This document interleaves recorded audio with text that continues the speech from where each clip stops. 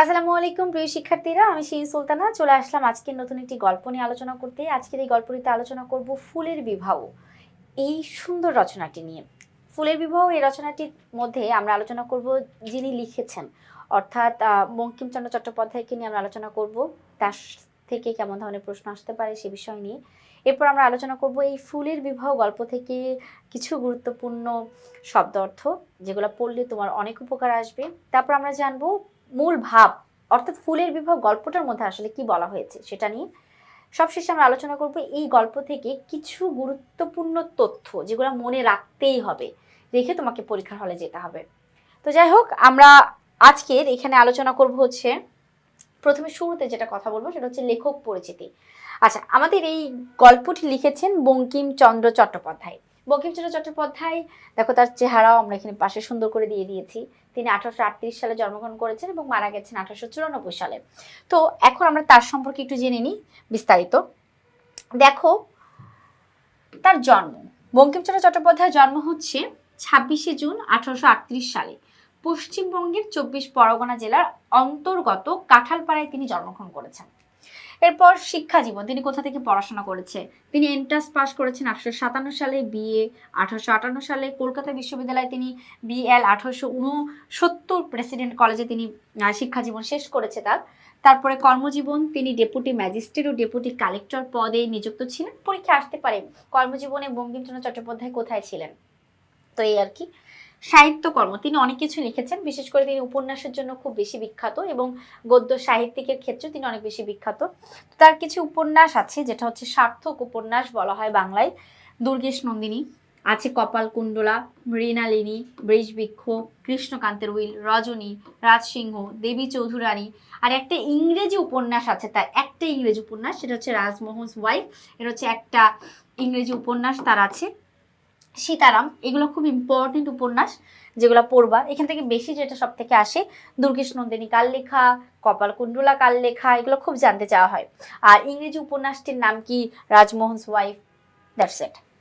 প্রবন্ধ গ্রন্থের মধ্যে আছে কমলাকান্তের দপ্তর, বিজ্ঞান রহস্য, লোকরহস্য, কৃষ্ণ চরিত্র, বিবিধ প্রভৃতি, মানে অনেক কিছুই, বিবিধ প্রবন্ধ, এগুলো তার প্রবন্ধ লেখা।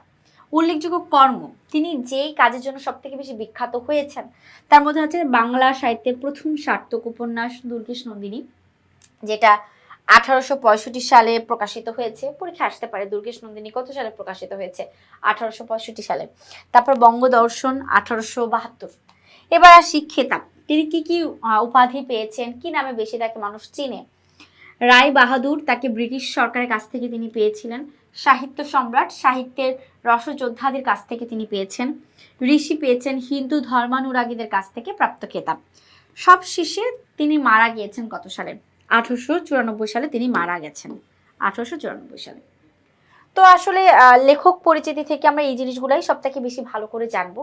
জন্মসাল, মৃত্যুসাল, তারপর তিনি কি কি রচনা তৈরি করেছেন, কি কি লিখেছেন, কি কি উপাধি পেয়েছেন, গদ্য সাহিত্যের জন্য তিনি অনেক বিখ্যাত, সাহিত্য সম্রাট তাকে সেজন্য বলা হয়, ইত্যাদি যত ইনফরমেশনগুলো আছে সেই ইনফরমেশনগুলো ভালো করে পড়লেই তুমি কমন পেয়ে যাবে।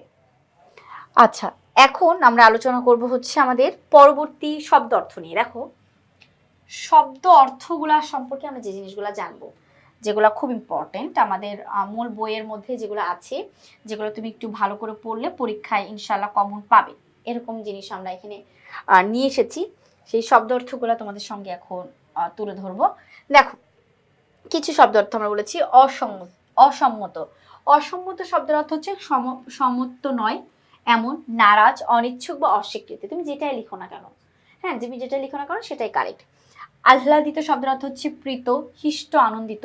বিবাহযোগ্য বলতে বোঝায় বিয়ের যোগ্য বা উপযুক্ত কন্যা, বিয়ের উপযুক্ত। ফর্দ শব্দের অর্থ হচ্ছে তালিকা, ফিরিস্তি। নীতিরব বলতে বোঝাচ্ছে বিয়ের সময় বরের কুমার সঙ্গী।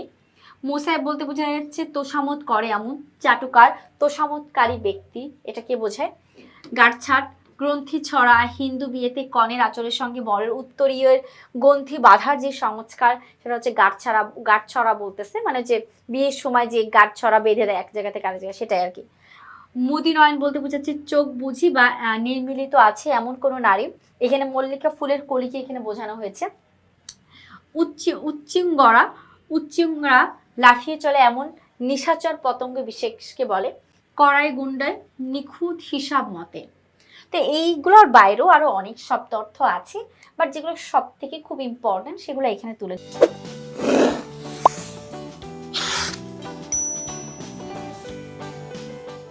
ধরা হয়েছে। আচ্ছা, এবার আমরা আলোচনা করব এই গল্পের মেন পার্ট, সেটা হচ্ছে মূল ভাব। আসলে এইখানে কি প্রকাশ করেছে আমরা সেই জিনিসগুলো একটু জানবো, তাই না? কি বলেছে? ফুলের বিবাহ, আমি যদি একটু ব্যাখ্যা করি, ফুলের বিবাহ দেখো মানে বিয়ে দেওয়া হচ্ছে কাদের? কোনো মানুষকে না, ফুলকে বিয়ে দেওয়া হচ্ছে। বঙ্কিমচন্দ্র চট্টোপাধ্যায় এই গল্পের মধ্যে ফুলকে বিয়ে দিচ্ছেন, এটা হচ্ছে ফুলের বিবাহ। আচ্ছা, ফুলের বিবাহ দিতে গিয়ে তিনি বিভিন্ন বাংলাদেশে যত ফুল আছে সেই ফুলগুলোর বর্ণনা করেছেন বিভিন্নভাবে, গন্ধরাজ, স্থলপদ, গোলাপ, মল্লিকা, আরো অনেক কিছু। এবং এই ফুলের বিবাহর সঙ্গে সঙ্গে হিন্দুদের বিয়ের কিছু নিয়ম রীতি তিনি এখানে বর্ণনা করেছেন। হিন্দুদের বিয়ের রীতিনীতিগুলা তিনি ফুলের বিবাহের মাধ্যমে তুলে ধরছেন এই সুন্দর গল্পটিতে। তো চলো আমরা এক নজরে একটু ব্যাখ্যা করি ফুলের বিবাহ গল্পটিতে। ফুলের বিবাহ রচনায় কল্পনার আশ্রয়ে এমনভাবে উপস্থাপন করেছেন যেখানে বাঙালি হিন্দু সমাজের বিয়ের বাস্তব চিত্র স্পষ্টভাবে প্রতিফলিত হয়েছে। অর্থাৎ লেখক বঙ্কিমচন্দ্র চট্টোপাধ্যায় তার কল্পনার মাধ্যমে, কমলাকান্ত তার একটি নাম, সেই কল্পনার মাধ্যমে তিনি স্পষ্টভাবে এটা ব্যাখ্যা করেছেন। পাত্র নির্বাচনের ক্ষেত্রে আত্মদণ্ড, জটিলতা, উচ্চবিত্ত পাত্রের অহংকার, নির্দোষ পাত্রের প্রতি চাহিদা এবং গায়ের রঙকে কেন্দ্র করে নানা বিচার বিবেচনার বিষয়ে লেখক অত্যন্ত সূক্ষ্মভাবে তুলে ধরেছেন আমাদের এই গল্পটিতে। বাঙালি সমাজে বিয়ে একটি গুরুত্বপূর্ণ সামাজিক বন্ধন। এখানে উভয় পক্ষের গুণাগুণ পরস্পরের কাছে তুলে ধরতে যেমন ঘটকের ভূমিকা অপরিহার্য, তেমনি ফুলের বিয়েতেও সেই ঘটকের ভূমিকা অপরিহার্য।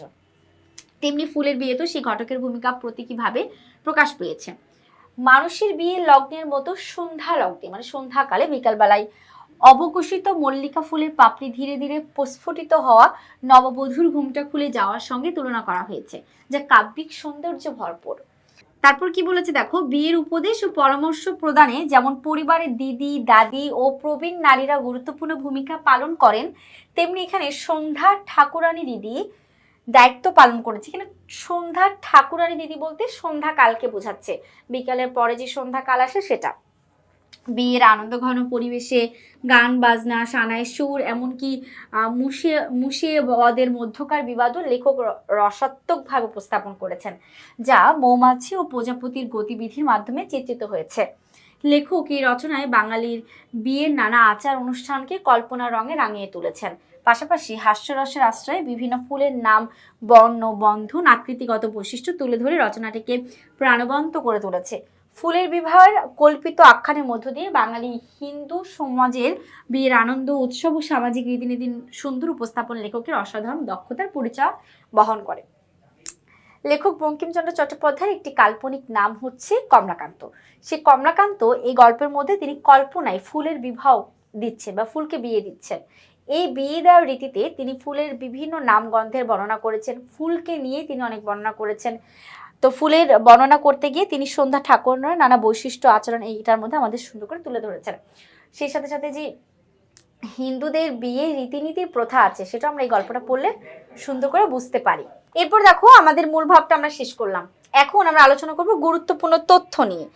এই ফুলের বিবাহ রচনার মধ্যে কিছু গুরুত্বপূর্ণ তথ্য দেওয়া আছে যেগুলো আমরা খুব ভালো করে পড়বো, মানে কিছু খুঁটিনাটি, যেমন এই গল্পটি কোথা থেকে নেওয়া হয়েছে, এটা আসলে কি বুঝাইছে, ফুলের বিবাহ পাত্রকে, পাত্রীকে ইত্যাদি সম্পর্কে।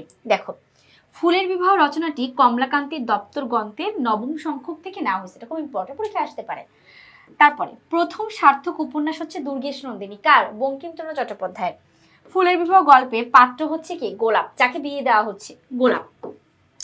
ফুলের বিবাহ গল্পে পাত্রী হচ্ছে মল্লিকা ফুল। পিঁপড়ের দলকে দিয়ে লেখক সমাজের সমালোচনাকারী মানুষকে বুঝিয়েছেন। বিবাহের মাস হচ্ছে বৈশাখ, এই গল্পের মধ্যে একটা বিবাহের মাস, সেটা হচ্ছে বৈশাখ মাস। রাতকানা বলে মৌমাছি বিবাহে উপস্থিত হতে পারে না, বিবাহ উপলক্ষে জবার সবশেষে আগমন ঘটেছিল। তো এই গুরুত্বপূর্ণ তথ্যগুলো যেগুলো আমাদের মূল বইয়ের যে গল্পটা লেখা আছে সেখান থেকে কাট করে নেওয়া হয়েছে, যেগুলো আমাদের জানা খুব প্রয়োজন বা যেগুলো আমাদের জানতেই হবে। তো আশা করছি তোমরা সকলে বুঝতে পেরেছো। আমরা এই টাইপ থেকে বা আমরা এটা তোমরা তো জানো যে আমাদের এটা হচ্ছে একটা ডিজিটাল বই। তো এই বইয়ে এই যে আমরা দেখাই যে এই যে এটা স্ক্যান করলে তুমি যে জিনিসগুলো পাবে সেটা হচ্ছে লেখক পরিচিতি পাবে, শব্দার্থ পাবে, মূল ভাব পাবে এবং কিছু গুরুত্বপূর্ণ তথ্য আছে যেগুলো বুঝতে পারবে। তো আমি এটা এখানেই শেষ করব। আর আমাদের এই বইয়ের পাশাপাশি অবশ্যই পাঠ্য বইকে ভালোভাবে গুরুত্ব দিতে হবে, কারণ বাংলা প্রথম পত্রে পাঠ্য বইয়ের ছাড়া অন্য কোনো কিছুতে বেশি গুরুত্ব নাই। ঠিক আছে, তো আজকে এই পর্যন্তই। সকলে ভালো থেকো, সুস্থ থেকো, আল্লাহ হাফেজ, আসসালামু আলাইকুম।